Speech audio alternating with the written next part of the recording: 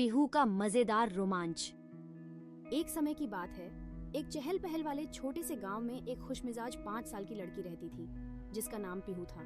उसकी काले बालों की 2 प्यारी चोटियां और रंग बिरंगे भारतीय कपड़े उसे और भी प्यारा बनाते थे। उसका सबसे अच्छा दोस्त था चिंटू, एक शरारती पालतू बंदर जो मस्ती का कोई मौका नहीं छोड़ता था।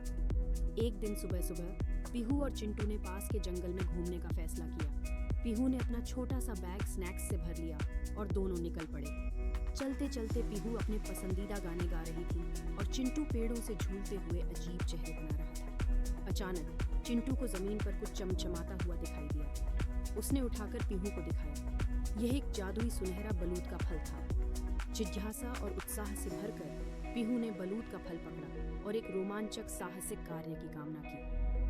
पलक झपकते ही उनके सामने चमचमाती रोशनी का रास्ता खुल गया जो जंगल के अंदर और गहरा जा रहा था। रोशनी वाले रास्ते का पीछा करते हुए पीहू और चिंटू एक छिपी हुई घाटी में पहुंच गए जहां विशालकाय बोलते हुए मशरूम थे। एक विशेष रूप से बड़ा मशरूम ने अपना परिचय मिस्टर बटन के रूप में कराया।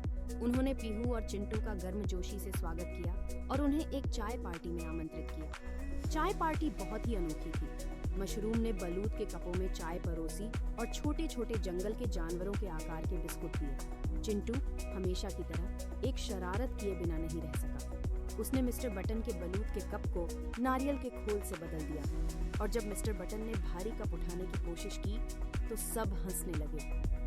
मजेदार चाय पार्टी के बाद मिस्टर बटन ने पीहू और चिंटू को एक खास चीज दिखाने का प्रस्ताव दिया, एक उछलता हुआ मशरूम ट्रैम्पोलिन। पीहू खुशी से चिल्लाई और चिंटू के साथ उछलने लगी। दोनों हवा में ऊंचा उछलते और खिलखिलाते। जब सूरज ढलने लगा तो पीहू को घर लौटने का ख्याल आया। मिस्टर बटन ने पीहू को एक छोटा चमकता हुआ मशरूम उपहार में दिया और कहा कि वे कभी भी आ सकते हैं।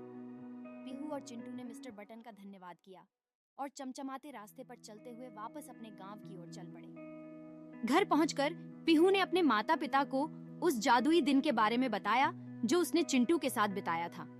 वे मजेदार लम्हों पर हंसे और चमकते मशरूम को देखकर चकित हो गए। उस रात पीहू ने अपने चमकते मशरूम को कसकर पकड़े हुए सो गई और जादुई जंगल में चिंटू के साथ और अधिक रोमांचक साहसिक कार्यों के सपने देखे।